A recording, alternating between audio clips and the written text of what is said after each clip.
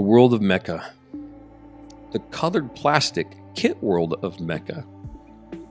I've been wanting to dive into this conversation for quite a while when I got myself involved in Gunpla heavily, and by default some of these other science fiction mecha robots. Hasegawa makes a nice line of kind of anime based themed styles of machine walker robots, and they're really nice. They're snap fit kits, modern technology, and they're all colored plastic. And one of the things I had really thought about way back when, years ago, when I started to kind of work a bit with the Mission Models products and you know, doing some of the graphics from and stuff like that, that they'd introduced a cleared primer. And the clear primer conversation in my head really clicked off some light bulbs about how we can use colored plastic as the actual paint. From there, this is a proof of concept project that will actually lead into a much larger diorama project that's ongoing at Rinaldi Studio Press. A lot of you are familiar with, and this is kind of the first bits and pieces of that diorama. And this little mechanical forklift walking mecha suit of sorts is up first, and the green one is the one I wanted to showcase in the live streams. To begin with, again, it's a simple proof of concept. Let's take the colored plastic, put a clear primer down, put a clear matte down, work with clears first. Get that surface to the same painted quality level that you would with airbrush paint. And then from there, you can dive right into the weathering. And as you guys know by now, as you know, as the originator of oil paint rendering, let's get into it, because this is going to really be something pretty special to play with. At first, it was kind of, I wasn't taking it too seriously, but as I could see within a short half hour of work here, things were going quite well. And I'm like, you know what, this is money. This is a great process because it does replicate almost one-to-one weathering up a painted model. The only real difference here is that you don't have that opportunity if you skip all the airbrushing or painting steps, if you will, is you don't really have an opportunity for reductive chipping or wear and tear to patinas per se. So that's why the number 7 was put on in such a manner that at least gives me a little bit of the reductive chipping and kind of the realistic conversation that I could do and put into that. But the rest of it's all additive. So you have to go through with the oil paint rendering, and you have to really work with tints and fades and work with the color itself. Add in those areas that you want to highlight, you want to shadow, you want to add volume to it, you want to add age to it, you want to add fades to it, which is all what the oil paint rendering is about. That's what it's for. That's what I created it for, so that I had a functional, systematic process that I could attack any model with that simple color palette and some brushes, and then go to town and start telling stories and become an author versus a model builder. That's really kind of what was going on here. Was you can quickly see within a very short period of time that this process is fundamentally sound. It works brilliantly, and besides having a great time doing it, the results came out as good as anything I would have painted, you know, with an underlying coat of paint to begin with. So with that said, I started to really dive into this and develop out the weathering, and you know, really focus in on a bipedal mecha machine and the weathering, and you know, where it's going to leak grease and grime, and where the maintenance is going to be needed, and you know, kind of a combination of both military style versus, you know, civilian style, you know, kind of taking a bit from railroading, taking a bit from construction equipment, taking a bit from armor, so on and so forth. This is realistically probably a working mech suit around a dockyard or you know, some sort of loading facility or warehouse. That's kind of its intended purpose. So, and that's how I played this up, that it would be in service for a long time, as these often are in civilian. You know, if you go into cost structures and, you know, keeping your machines around for a while and updating them. But when you get into this, you know, one of the main things, and again to repeat quite commonly throughout these videos, is that when I do weathering in particular, oils or whatever, it's always going to be, say always, I'd say the bulk of the time, you know, the majority of the time, if you will, to use that hyperbole, is going to be a light to dark application, whether it's rust or dust or whatever it is. I start with the lightest tones I'm going to be dealing with first, and I start building up the darker tones and increasing the opacity as I go, which is what I'm doing here with a real hyper precision layer of kind of fine rust chipping on the back of this rear hatch area. You know, I use speckling to help with getting natural patterns. I use fine precision tip brushes, which I've discussed over and over again. The links are in the description if you want to get some of your own. They're excellent.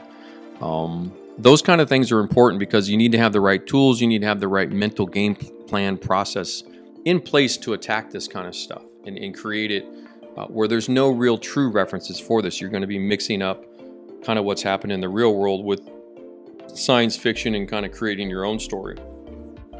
But based in reality, based on what happens to machines from human interaction and use and their intended tasks and what they're meant for. So that's what I'm trying to do here. And the secondary element that you see and or is repeated all the time with you guys is, and it's something some of you should, if you're not familiar with, really start to study this to a stronger degree and start to implement this in your own work, is the section by section weathering. You can see here, I don't have any concerns about anything else on the model. I'm only focused on this section right here. I'm going to develop this rust and panel line area all the way through. And that's problem solving 101 when you're talking about weathering. What it is, it's the life of the vehicle, so on and so forth. So the section by section weathering allows you to do that in a short period of time. And then when you step away, you know, to deal with life and do all the other things, whatever that is, you can come back and you have kind of a guide that you've already attacked this model with and to pursue the next section. And that's how you develop out the entire weathering of the project in this way. It's very efficient. It's very enjoyable because you get to see right here the rewards of your work. You know, the fruits of your labor are immediate. You're not waiting for layer by layer by layer, you know, one step at a time conversation. So that's the strength of this process. It gives you a lot to work from and develop and you know, kind of create your own originality, if you will. That's your signature style, what's original.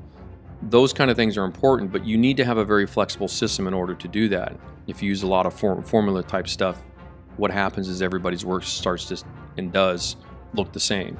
Whereas OPR, you have that ability to break away from that very easily, efficiently, and quite wisely too, because it does make for more interesting work at the end of the day. So with the color plastic conversation, you know, understanding that with the colors that you're going to be working with embedded in the plastic, I tend to treat those as kind of my middle range of tone. So I'll apply a lighter tone for fades and other elements of highlights and volumes, and then I can come in with some darker tones to imply kind of fresher paint, things of where the use of it will pull out that color, if you will. And so the oils give you a lot of that flexibility for that.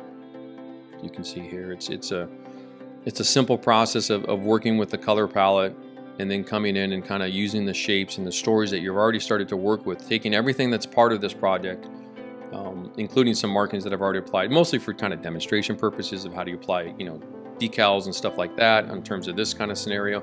And there's really nothing different here. If you take away from the fact that the plastic is the color versus a painted model, everything else is basically treated the same.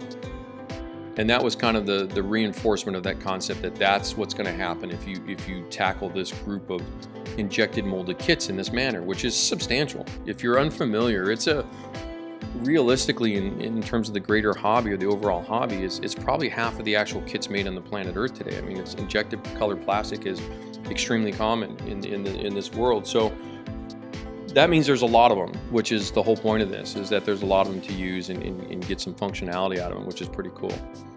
It's also, its 35th scale size is convenient because it fits into my own personal 35th scale, you know, modeling world quite a bit. So everything I'm dealing with here is in my normal scale per se, as 35th scale is the bulk of what I've done. So of that, I was very appreciative. It's also very easy for me to just transfer the armor style right into this in terms of the techniques. And just to reinforce, as you can see here, you know, I've gone through the similar light to dark process over this entire double front hatch area. I've taken the lighter greens and then some middle tone greens, you know, punch up the shapes and the forms, and then come in with some darker rust bits, and then now I'm coming in with the actual darkest color that I'm using, and that's going to be for the panel lines a little bit, just because that's a big kind of automotive style door gap, if you will, right there. And so that's kind of what this is, and being in control of that is what the oils allow you to do. You can see how the liquid doesn't flow around in this flooded surface capillary action. Well, that allows me to really recreate various levels of intensity as I go on the fly in a hyper efficient manner. And that is just, if you haven't done this yet, this is a total game changer versus coming in to start with dark panel lines out of the gate, especially for you Mecha guys who are not familiar with a lot of the more contemporary advanced weathering processes out there. This is a very simple to attack. You understand the principles, it's just the process in terms of when you apply it and how you apply it is the big difference maker here. gives you a lot more control. So with that kind of front section pretty much done, I also wanted to showcase how to add in actual painted layers, in this case a heavily rusted area on top of the Powerloader claw hand, which would be just an abused, like a forklift or an excavator. You know, the bucket would just be heavily chipped up and worn out. So when you've got to do additive processes, using a sponge is a great way to get kind of a nice chipped wear and tear principle to it. I'm using Life Color paints here. It's their Rust and Dust set. It's a great set. It's a heavily pigmented matte acrylic, water-based. Dries to an absolute beautiful rust kind of dead matte texture, which a lot of us appreciate. And then it's just a simple, repetitive conversation of light to dark. Light yellow first, orange followed by rust, followed by a dark rust. Using the sponge, use a paper towel, you're always going to be unloading it, and you just basically build up your layers very slowly, even though it does go quite quickly because it's a pretty small piece to work on. But you continue to just take the sponge and build up kind of your general conversation of the chipped, rusted areas. Those towards the top of the surface or peaks or highlights would be the darkest color, and those kind of in the lower pits will remain a little bit on the lighter tone. And then from there, it's just, you know, finish off the work as kind of a metal machine of adding a little bit of graphite. This is kind of the final touches and stages. And this kind of first stage of the weathering really was a confirmation again of what I was trying to achieve, and very happy with it. And we'll explore this at length with the second part coming up on the green one, and then we'll follow it up with the blue one.